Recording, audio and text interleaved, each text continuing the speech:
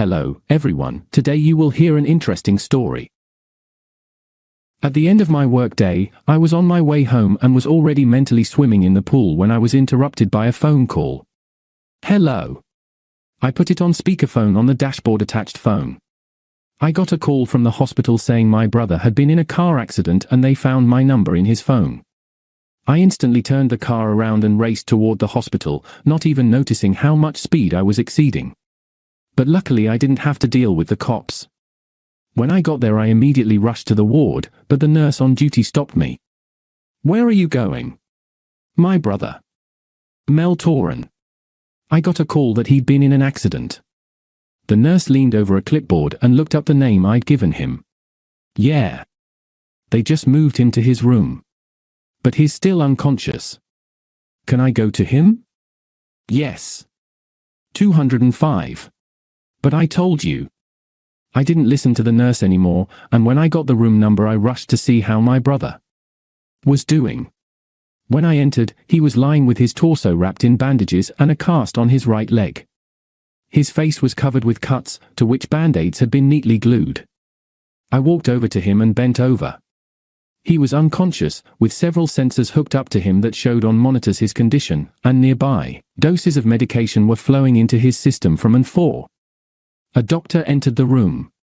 He looked at me carefully, apparently realizing that I was a relative. How is he? I asked. I'm his brother. I decided to introduce myself right away so that the doctor could tell me all the information. The worst is over. We hope that he will wake up soon. He has several fractures. So he'll have to stay here for a while.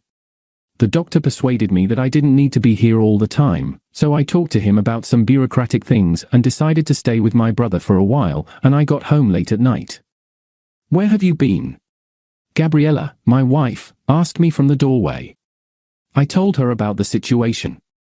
She sincerely sympathized with me and offered me dinner, but I had no appetite at that moment. The next day I took a day off from work and went to the hospital. There the good news was waiting for me. At check-in, I was told that Mel had woken up. When I entered the room he looked at me with tired eyes. Mel, little brother. How are you? How could this happen? The doctor was just sitting next to him, examining him. Mr. Toran. Hello. Your brother's feeling better, as you can see, but it's best not to tire him too much. Well, I finished my examination. I'll leave you to it. My brother told me a little about what happened to him. He was still having a hard time talking. He began to talk about what had happened at the time of the accident. Describing the events, his voice was shaking from weakness. He said that he had been hit by a van on the highway outside of town, throwing his car into a ditch. And that it seemed to have been done intentionally, as the highway was almost empty and there were no obstacles to avoid. A little later a policeman came into the room, apparently informed that the victim had regained consciousness, and he rushed to us to take a statement. I asked the policeman to come back later, but Mel heard my pleas and said he could talk and was ready to answer any questions he had. While the policeman was asking questions, I tried to understand why anyone would want to harm my brother, since he had no ill wishes and was always friendly to everyone. He drove some furniture out of the warehouse of the store we worked in together, only he mostly handled the shipping and bills of lading and I did the deliveries. Sometimes we'd switch. And yesterday there were some urgent orders, the movers screwed up, and the furniture I was supposed to take away was loaded into another car, and I had to drive another car. Mel had to drive my van because the order needed to be delivered on time. I wanted to tell the policeman about it, but I didn't know how that would help the situation, and it took a long time to explain, so I decided to keep it to myself for now and try to figure it out for myself. When I returned from the hospital, I opened the door of our house, where the pleasant aroma of homemade food was already waiting for me. Gabriella was cooking dinner, despite her own fatigue after a long day at work. Gabriella worked in a store where her workday started early and ended late. She had little free time to do anything else except on weekends. How's your brother doing, Dan? She asked, never stopping with her culinary masterpieces. Better than yesterday, but he still has a long time to recover. I answered. Over the next few days, Mel felt a little better. Between visits to him and work, I spent the time on my own looking for someone who could have done this to my brother. I reached out to some of my longtime acquaintances whom I had helped considerably in my time. I knew they had the connections and resources to help me in this matter. One of them was Stan, a reliable and loyal friend whom I could trust. We arranged to meet in a bar, and I told him my story, telling him my own hunches about it as well. He listened to me carefully and promised to help. Stan, besides his business, was also engaged in some illegal business and said that he would try to find the culprit by his own methods, but that it would take some time. Over the next few days, I stayed in close contact with Stan, getting updates on the progress of his investigation. While this case was progressing, over the weekend my wife and I went to visit my brother together. Dan. He looks so awful. She shared her opinion when we left the room. Yeah, he does. The accident was awful. The doctor says it's a miracle he survived it at all. I wish there was something I could do. What can you do? Except pray for his recovery. What about that other driver? Did they find him? Not. But the police are doing everything they can. The officer said they should catch him soon. I noticed my wife looking sadly at the ward door as if she herself was responsible for what had happened. I put my arm around her. Don't worry, the culprit will definitely be found and punished. It was late, we went to Mel's room one more time, talked to him briefly, and drove home. On the way, Stan called me and invited me to meet him, telling me there were some results from the search, but that my presence was necessary. I took Gabriella home and drove myself to meet a friend. What? How'd it go? Did you find him? I was impatient to ask him questions. Yes, Dan. I think we found him. Come on, let's go. I'll show you something. He walked me into his office and pulled out some pictures from traffic surveillance cameras. I got a look at my van, as well as the intruder's van that had been behind my car for a while. Here, see, he's been driving it for a while. Unfortunately, there are no cameras around the crash site itself, but my people were able to figure out who rented this stalker van. We've already caught him. You have a chance to talk to him in person. Would you like to? Yes. Of course. I answered. Stan led me down several corridors, then we went down to a large basement room, which had several rooms with doors with small windows. As I walked past these rooms, I was reminded of some thriller movies. This basement reminded me of some of the plots from them. We walked past several rooms and reached a door, at which there was a huge bumpkin, covered in tattoos, clearly guarding the door. There. This is it. Open up, he said to the guard. Stan went in first, and I followed him. There was nothing inside except a lonely chair, to which a man of about 35, not cheap clothes, and a thick gold chain around his neck, was firmly tied. A blindfold was tied tightly around his eyes. I looked at him closely but realized that he didn't look familiar. Who's that? I turned to Stan. His name is Greg. He runs a little bar on the edge of town. But that's not his main livelihood. I found out that his main source of income is from activities like the one he did with your brother. So he's a mercenary. He hasn't told us anything yet, except that he's been paid to cause an accident. Did he say who it was? Who paid him? Unfortunately, he hasn't told us that yet. But don't worry. We've got forensics on it, and he'll talk soon. I noticed on the neck and arms of the prisoner the marks of recent torture. But I didn't feel the slightest bit sorry for him. You bastard. Answer me. Why did you do it? Who hired you? I jumped up to him and gave him a few punches myself. Stan stayed where he was, giving me a chance to interrogate him myself. My blows blew the blindfold off his eyes, and when he saw me I could see a look of surprise in his eyes. You, he asked. I didn't know what his question meant. Tell me. Who hired you? My brother has done nothing to anyone. Why was he to be killed? But the prisoner only grinned ironically. Stan called me over and told me not to worry. Though Greg does his job very neatly, without a trace, he will do anything to get the information I need.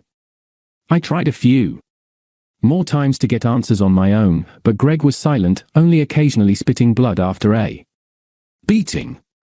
Eventually, I headed home, thanking Stan for the job he had done. I drove and replayed before my eyes the events that had transpired there in the basement. The man's face was imprinted in my memory, his evil smirk only making me hate his customer. At that moment I was ready to give up everything just to find out who exactly was behind it all. "Where have you been?" Gabrielle asked when I was home. "What happened to you?" She noticed my wrinkled appearance and the blood on my hands. "Stay out of it. I was just on a business trip." "But what kind of business is that? What did you get yourself into?" I said stay out of it. I went to the bathroom, ignoring my wife's next questions. I didn't want to drag her into it. I went out on the terrace and went over all the information I had in my head again. I remembered the day of the accident again, and then the thought occurred to me that perhaps it wasn't my brother they wanted to kill, but me. After all, I should have been the one driving the van that had gone off the road that day. But I also didn't understand why they wanted to kill me. I didn't owe anyone anything, and I don't remember any actions that could have led to this. Without waiting for the morning, I called Stan right away and told him what I had guessed. He promised to work on this version. I went to bed, but I could not sleep for a long time. My wife had been asleep for a long time, and I looked up at the ceiling as if an answer were to appear to me from there. The next night Stan called and said he knew exactly who was behind the crime. "Who? Give me a name," I questioned impatiently. "Does Tom Stone mean anything to you?" "No. I don't know who he is, and I've never come across him." "Who is this Stone? What does he want from me? What did you find out?" Stan told me that Stone owned a chain of stores, one of which my wife happened to work in. I couldn't figure out how it was all connected. After sitting for a while, I walked over to the kitchen where my wife was cooking dinner. "Gabriella, what can you tell me about your Mr. Stone?" "Why?" She didn't answer right away. "Why are you so interested in him?" "I am." "You work in his store, don't you?" "Yes, I do." "And what can you tell me about him?" Gabriella stepped away from the stove and started chaotically chopping herbs on the cutting board. "Nothing much, I've only seen him a few times." "Why?" "No reason. Just wondering." I waited for her to finish cooking. I spent my waiting time looking at today's paper. I could see that Gabriella got a little agitated after I asked her about her principal, but I didn't know why yet. I did not ask her any more questions, we exchanged a few more phrases, but on a different subject. The next day, on Sunday, Stan called me and invited me to go to a meeting with him. He did not say why, and this intrigued me greatly. Without thinking twice, I drove the car and rushed to the agreed place of the meeting. I got there as soon as I could. Stan and some of his cronies were already there, waiting for me in their car. I parked, got out of the car, and hurried over to him. Stan opened the door of his car and I got in beside him. "Dan, I've got some information that will help you figure out your case." "Yeah? Tell me. What did you find out?" I was getting impatient. "I found something out, but it's not going to be pleasant news for you." "Tell me, what's your relationship with your wife?" "It's okay. It's just a relationship." I was intrigued by his question. "What happened?" "It has nothing to do with her. Here's the thing." He took a paper envelope out of his briefcase and offered me to open it myself. I did not even guess what was inside, put my hand inside, and took out some more photos. I could see Gabriella meeting with the very same Tom Stone. There were several pictures. I started flipping through them one by one, and each one showed me more and more information. I saw pictures of them as lovers. Also, some of them showed them talking about something. "What is this?" I asked with bewilderment. "It's that your wife is not faithful to you. She's having an affair with Stone." "You didn't know that?" "No. That's the first I've heard of it." "How could she?" I kept flipping through the photos one by one. "How did you know that?" "Well, Stone's not as tough as his partner in crime. He cracked almost immediately, and he confessed everything to me. He ordered Greg to kill you. But I guess he didn't know you weren't driving the van that day. And your brother was in an accident." That information struck me to the core. I was so mad at my wife and that Stone guy. I never would have guessed she'd be capable of such a thing. Does my wife know that Stone ordered my death? My sources tell me she knows all about it. Besides, she gave Stone the idea herself. I felt the world collapse around me and everything was shrouded in a black fog. Stan motioned for me to get out of the car and walked me around the corner of the abandoned building where we had met him. There on his knees was the bound Stone. Stan said nothing to me, but handed me the gun, giving me the opportunity to exact my own vengeance. I also silently took the gun and pointed it at Stone. I saw his eyes fill with fear. It was as if the world had stopped at that moment. Everything around me disappeared, and all that was left was me, Stone, and my hatred. The state of nothingness was dispelled by the gunshot as I pulled the trigger, and the man in the expensive suit collapsed to the floor with his head blown off. I put the gun down. Stan walked over and gently picked it up. I understand you. And I understand that your revenge is not yet satisfied. He looked me in the eye when I turned to him. Do what you want with her. She's not my wife anymore. I got into my car and drove to the countryside, where there was a small lake with a beautiful view. I wanted to be alone. After a while, I went to visit my brother in the hospital. We had a nice chat with him. As I was leaving his room, a policeman stopped me in the hallway.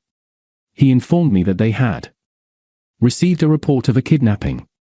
A witness saw several masked men pushing my wife into a car as she was returning from the store with her purchases. I replied that I didn't know anything about that.